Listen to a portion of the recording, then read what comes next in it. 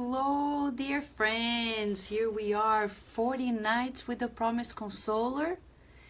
And this is night 12. What a beautiful number. Am I right? Night 12. Probably. Right. Yes, and this is about chapter 29 of the book Pontos e Contos. Pontos e Contos is a book that is not yet in English, but this chapter is, okay? And this chapter is the portion of the disciple. It's quite surprising, every chapter we've been studying, okay? Every chapter we've been studying will be surprising to you, as it is quite surprising to me too. No matter how many times I read this texts, these articles, it brings to us an awareness that is unprecedented, because it talks about our relationship with ourselves and with God and the Master of all masters, our dear Master Jesus, the governor of this beautiful planet that is giving us an opportunity to learning to serve, to learning to serve, to learning to serve. And before we begin, let's say hi to the beautiful community. This community is a joy. It's a joy, joy, joy, joy. Here we have Solange. Long time no see you. It's good to have you here. Lea Severo, how are you, my friend? Rihanna, beautiful Rihanna. I'm doing my math, Rihanna. You're 7 hours ahead of us, Mamma Mia. Thank you for being with us. Ceissa, love the sunflowers. Andrea, hello, Andrea. Patrícia Santiago, Valéria Benfica. Uau. Rita Di Cássia, how are you? Sunshine, beautiful sunshine. By the way, you may already know that we launched today the flyer of the campaign of the Spiritist Book Drive English written books, Spiritist books, to our dear friends who are putting together this family group that is expanding in South Africa with beautiful Rihanna, her husband, family, friends.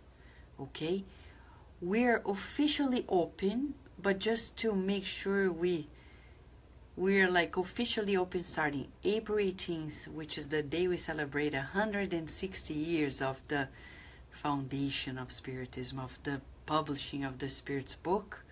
And we're gonna run the campaign for a little while until July 4th, when Kardec Radio celebrates 6 years, and we celebrate the independence of America and the law of freedom in life, because Spiritism is about this inner liberation, right? Yes, yes, yes. And you're right, Rita de Cássia. Women's Day, Women's Day. Yay, yay, yay. Women's Day for everybody who is here, including the men, because they were born through a woman, so they appreciate it too. Probably they were women in the past or will be in the future, so let's celebrate anyhow. Adilson, how are you? So, how are you? And Cesar, how are you? Mark and Carol are also here. We just finished our God at Home together, and they are here too. Thank you, Mark and Carol, for your beautiful hearts. And thank you, Sunshine. She posted in the group, right? In the group over there. That's beautiful. And celebrating. I'm glad you're back, so it's great. Leah, anything you can do to collaborate. A book, one book is good if each one of us here gives a book, wow, we already have a lot of shelves in their group filled up with beautiful books, because it's not easy to get books there. Okay? And today I got to know of somebody, believe it or not, I've been thinking, how we're gonna send these books there? And can you believe it? I found out today somebody who has worked at the Embassy of South Africa. You know, God is amazing, amazing. But that's another story for another day, okay? Spiritism in Nevada County. Thank you, thank you, thank you. Thank you, Leah. We love South Africa too, and we don't need explanations for why. Love is love, right? Shall we? Be prepared, because this message is so surreal that you're gonna doubt it's real. It is real. That's why it's so real. So let us begin, my friends. It's chapter 29 from the book Pontos e Contos. We titled it, in Portuguese it says, O Quinhão do Discípulo. In English, for now, it's the portion of the disciple.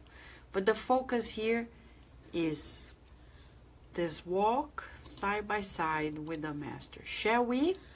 Let's go.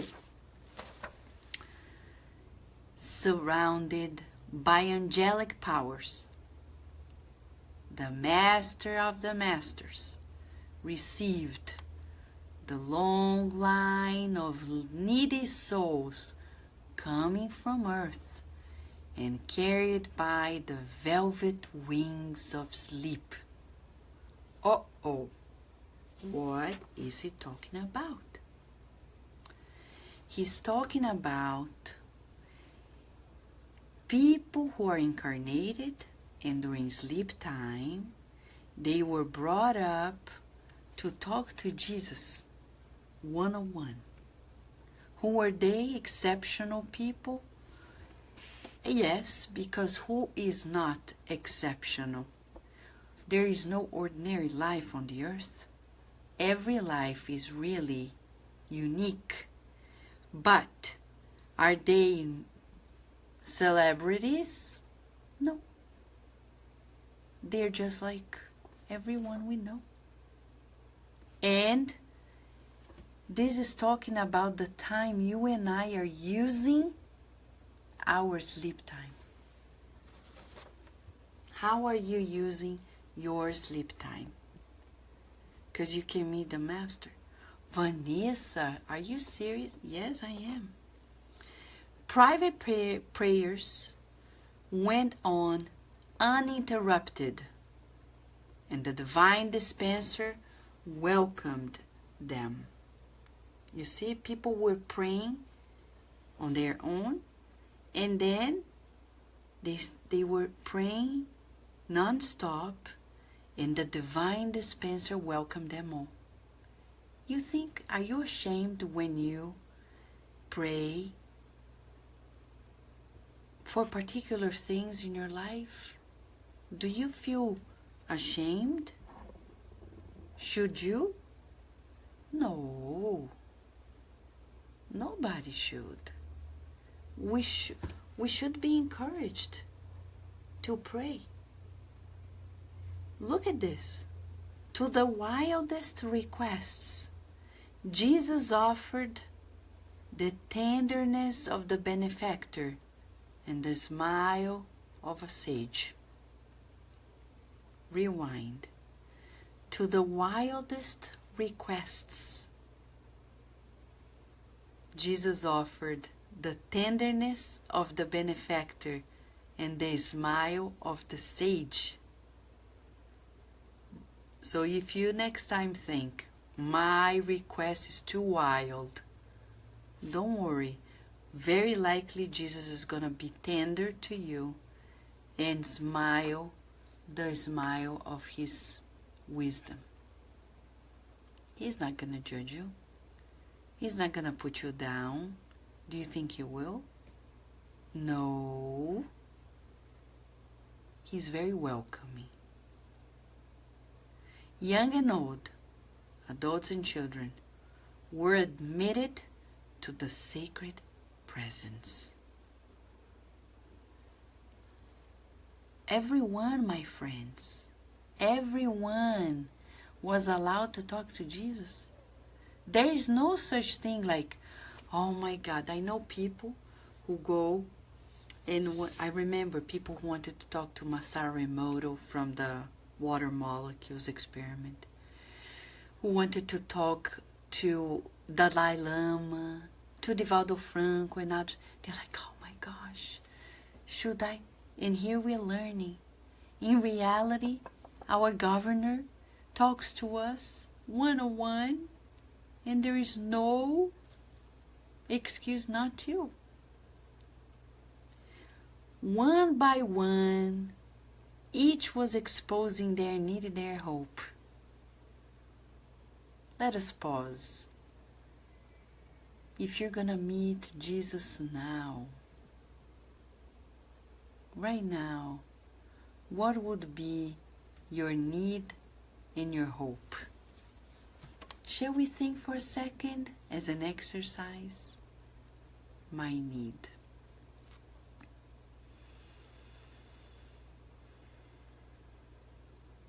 My hope. Are you afraid? Are you ashamed? Don't be. Because between Jesus and us, there are no secrets. There's no pretending. There's no mask. We don't need to. He loves us for whom we are. He's not gonna love us more when we improve ourselves. We're gonna love ourselves more when we do improve ourselves, right? We're conditioning to that. But Jesus doesn't. Isn't that beautiful? Do you feel relief? That's why it's the meeting with the Promised Consoler. So the first one is a caring mother. Yes, the first one is a caring mother. And that's nice. Lord, she says, my children await your vigilant complacency. Distressed, she went on enumerating intricate domestic problems, while highlighting projects for the future in the carnal experience. So she's talking to Jesus about she is emancipated, as we say in the Spiritist literature. If you go to chapter 8 of second part of the Spirit book, we have their chapter, Sleep and Dreams. And there we're going to find what happens when the body is sleeping. When our bodies are sleeping, we don't sleep. We are active. And in our activity, we can do many things, including talking to Jesus. Do you think Humberto de Campos is telling us this just to illustrate? No. No. Right? So, she's talking about her plans as an incarnate mom for the reincarnation she's living in. No shame, my friends. And what do you think Jesus did? The Master listened and advised the co-workers to attend the plea at the first opportunity. There followed a beautiful young woman who prayed anxiously. Okay, so the co-workers of Jesus were there to help her fulfill what she requested. No, yes. Then a beautiful young woman. She came and she was anxious And she said, "Oh, Jesus, answer me. Help my fiancé who succumbs. Deliver him from death out of your mercy. Without him I will not live." This is her request. What does Jesus do? The divine benefactor listened to her attentively and ordered the emissaries to restore the gift of physical health to the grave patient. No. Yes.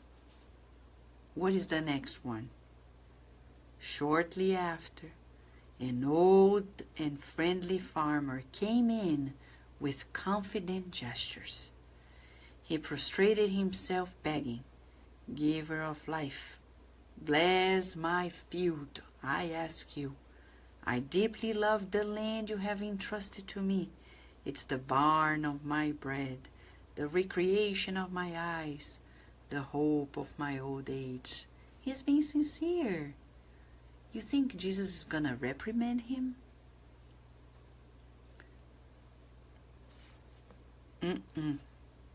The divine shepherd smiled to the man and blessed him affectionately. And he commanded the helpers to sanctify the rhythm of the seasons on the field of that devoted laborer, so that there might be the abundant flowers and fruits. No, this chapter is not real. Yes, it is. Then a respectable gentleman entered the room of light. Evidencing noble intellectual position, he then requested reverently, "Protector of the needy, the ideal of accomplishing something useful on the earth ignites my spirit. Give me material possibilities. Grant me the temporary stewardship of your infinite goods. I want to fight poverty, hunger, lack of clothes among humanity in the flesh. Help me with your compassion." What did Jesus do? The ambassador of the good, the high good, contemplated him satisfied. Jesus agreed with the man, and he said words of encouragement. Then he appointed helpers for the articulation of measures to satisfy the request. No, this is not real. Well, but remember when Jesus said, "Seek and you shall find, knock and it's going to be open, ask and it will be given." He didn't say what. He said, it's your choice. But it's law of life. If you ask, you're going to receive. Why? There's free will. And there is a blessing, the willingness of doing things, producing, progressing, and there are many pathways. One more. Minutes later, a philosopher entered and begged Jesus, "Wise of the wise, give me inspiration to renew the terrestrial culture." What happened? What happened next? Let's verify. Christ approved the petition, granting him a vast group of instructors.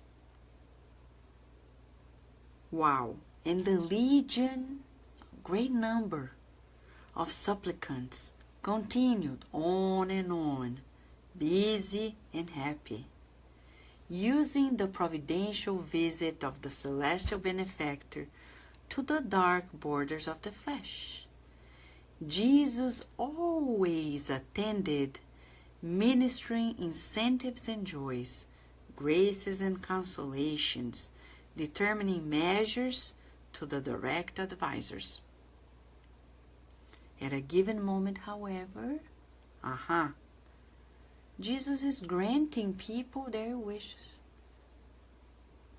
They're not saying, oh, please allow us to kill. No, they're saying, I need this, I need that to help this person, that person. No shame. Jesus is not judging. He's accepting. He's loving. Like a mother or a father to a little kid that comes and says, Mom, I would like a piece of bread. Okay, piece of bread. You're going to say, no, no. Bread has too many carbs. You shouldn't eat bread, of course, unless they have a disease, but we wouldn't go there, right? Reprimanding them for the bread that we probably cannot eat. But they can, and they shall because they're little, right? Now, at a given moment, the circle was presented with a different man. His lucid gaze. Let's observe. This is a different person of the many who were there. Here we have a different one. Lucid gaze spoke of deeper inner thirst. His respectful gestures translated immense confidence and veneration. This man knelt, humble, and extended his arms to the emissary of the Eternal Father. Unlike those who had preceded him in his supplication, he simply explained, Lord, I know that you always give according to our prayers. Faced with general amazement, the man continued, For almost 20 centuries, you have taught us that men and women will find what they are looking for and receive what they ask for. Thought and life, I think and I create. The divine counselor listened, moved. Jesus was moved by the beautiful summary that this man is bringing about, while the others followed the scene with admiration. The reverend visitor dropped sincere tears. Let's observe a word here, reverent. How often when we are in this dialogue with Jesus, we have reverence? We need to add those elements because reverence comes with awareness. Like Joana de Angelis said to Divaldo, in the higher spheres, when people talk about Jesus Christ, they're so reverent that they mention the Lord. Because their reverence is boosted up by their knowledge and experience in life. They don't take for granted. The divine counselor listened, moved, and the reverend visitor dropped sincere tears and continued. Countless times I have dealt with desire and possession, with hope and fulfillment, in the transitory circles of carnal existence. I am ready to fulfill your superior purpose wherever, whenever, and however you, Christ, you wish. If you allow me, I implore the divine light of your heart for my heart, peace, joy, and immortal vigor of your soul for my soul. I finally want to follow you, Jesus. With admirable sweetness, the Master touched his forehead and asked, Do you want to be my disciple? And the aspirant of the light replied, yes. The Christ was silent. After a long pause, and considering that all the other ones received immediate gratifications and jubilations, the apprentice asked, what do you reserve for me, Lord? The giver of blessings gazed at him with tenderness and reported, go back to the field of your duties. I will work with you directly. And after a silent moment, which nobody dared to interrupt, the master concluded, I will reserve the lesson for you. In this case, Jesus didn't send messengers to deliver the blessings. He said, I'll be there directly with you. Why? Because this man was more handsome? No. He was more powerful? No. Was he the president of the United States? No. Who was he? He was somebody who was surrendering, as Carol was just mentioning here, true surrender. And when we surrender,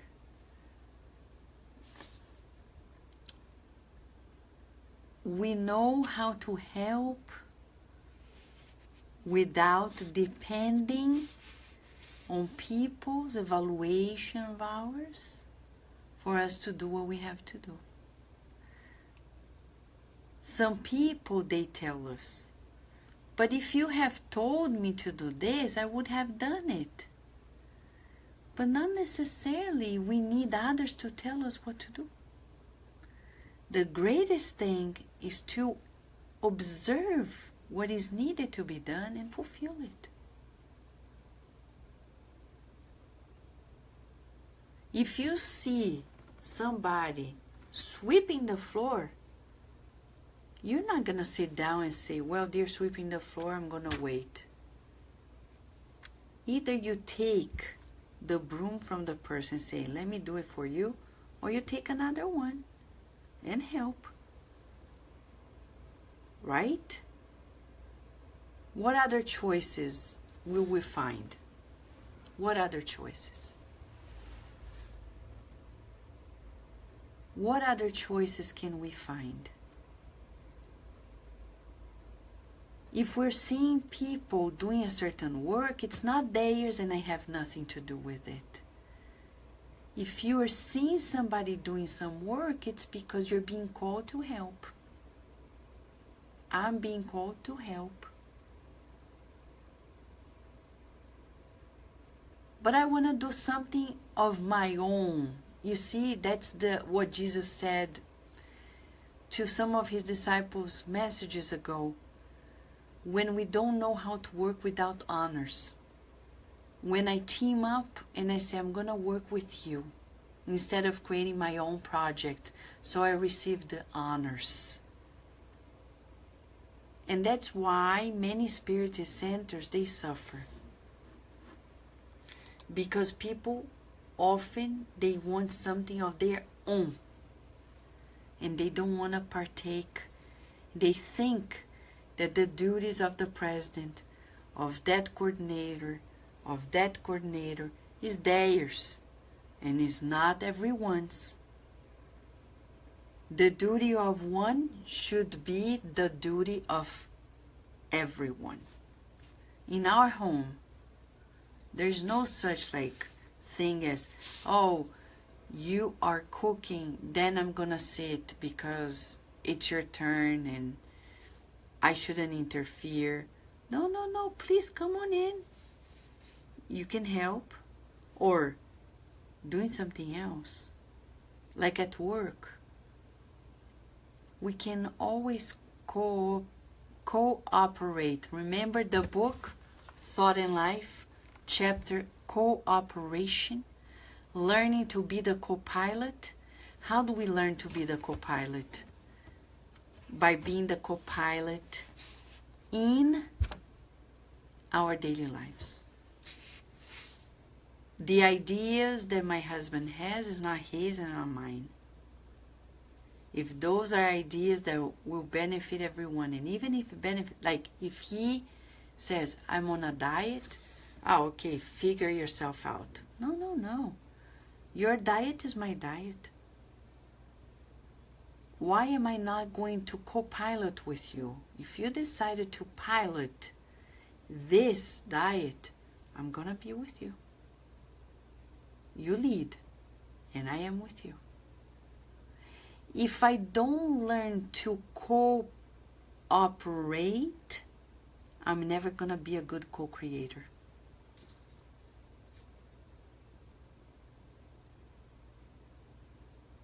I've come to know people that they see people working on certain projects, they don't cooperate until they are the leaders of that project, and then they start cooperating. That is ego. It's ego. When there's ego, there's no surrender. For all the people who were requesting this, that, and the other of Jesus, their ego, like the beautiful woman, without my fiancé, I'm not going to leave. Ego. Of course she can leave. We were created differently, though similar. We were born at different times.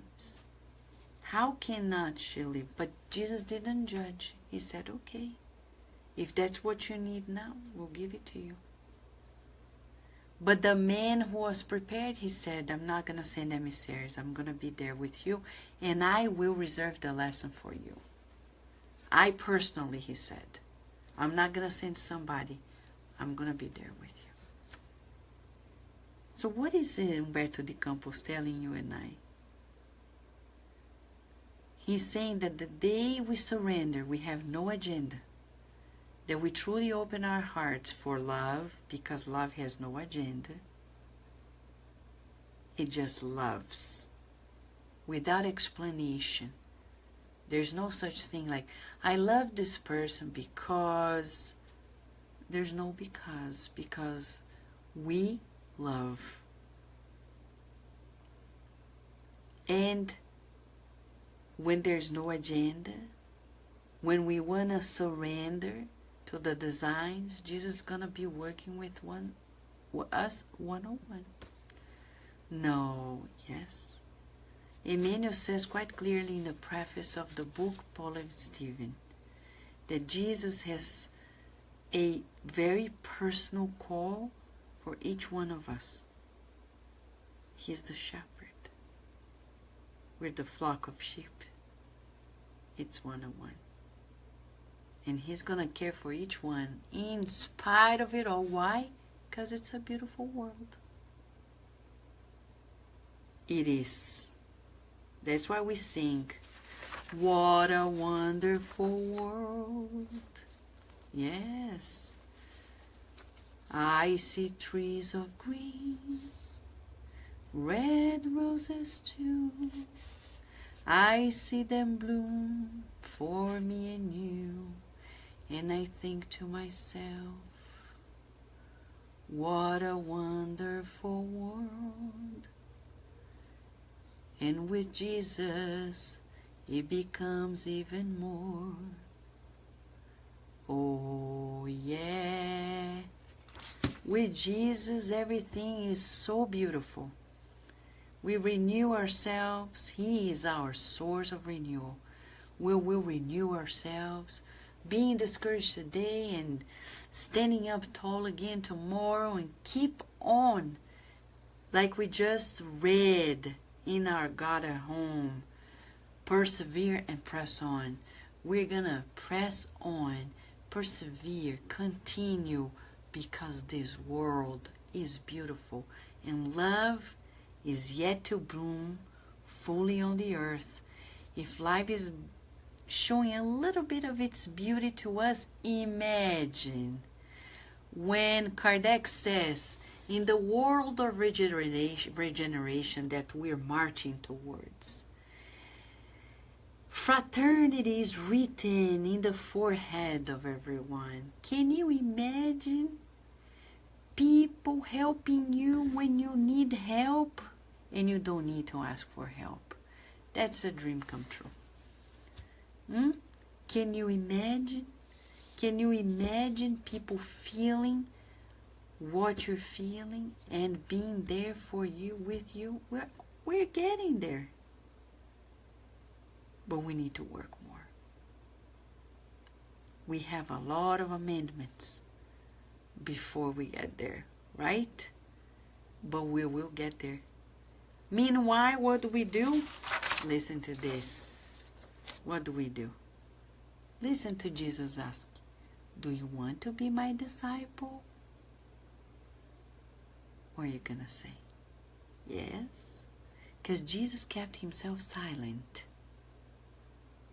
Because if you want to follow him, and if I want to follow him, you need to give the first step, not him.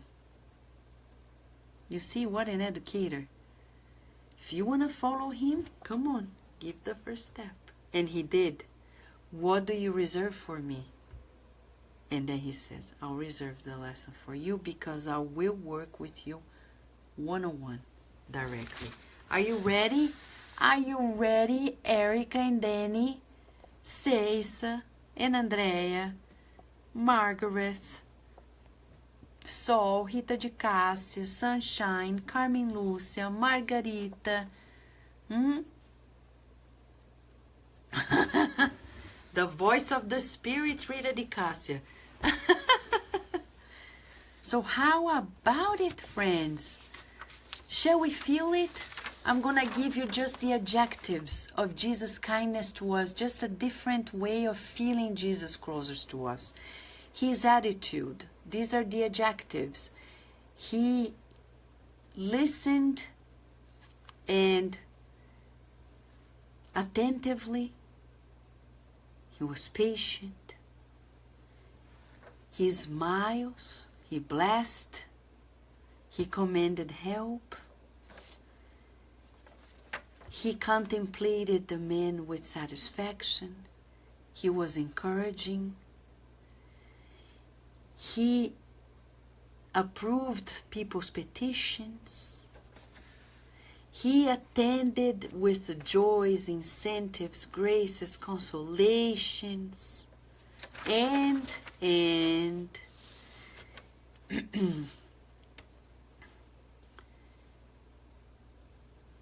he was moved by the openness of this new disciple.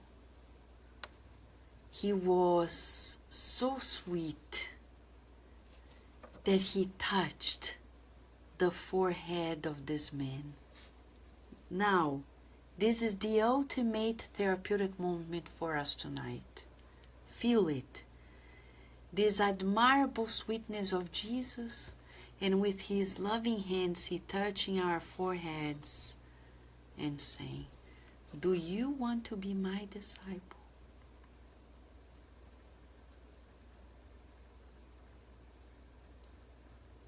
Let us listen. Touching our heads, let us feel his magnetism. Let us feel his loving presence, his sweetness.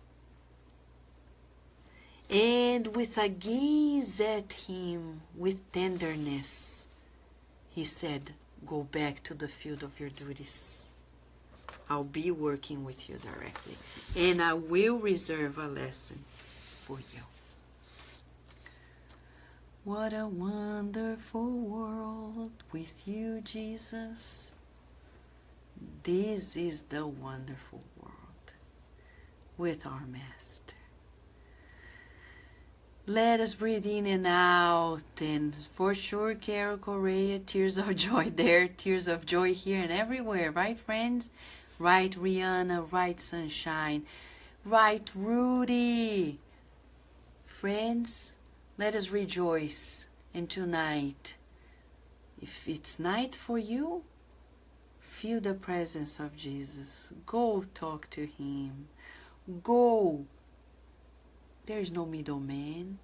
The guardian angels are not in between us. They are bridges to God and to Jesus. Okay? And because Jesus is really passing by, and Erica is asking, we're saying, well, why not? We're together. If Jesus is granting the petitions, who am I to say no? Right? So Jesus is passing by. Jesus is passing by. And when He comes, everything is fine. Sadness is gone and happiness arrives. And when He comes, everything is fine. Sadness is gone and happiness arrives. Jesus is passing by in your heart. Jesus is passing by in your mind. And when He comes, everything is fine. Sadness is gone and happiness arrives. Beautiful friends, from this intercontinental connection of love we have created together, let us rejoice because the world is just becoming ever more beautiful. Let us keep working together and helping one another. Beautiful thoughts, beautiful words, seeking the good, feeling the good, visualizing the good, and molding our lives to the good with all the resources we can. A kiss of gratitude and love to all of you.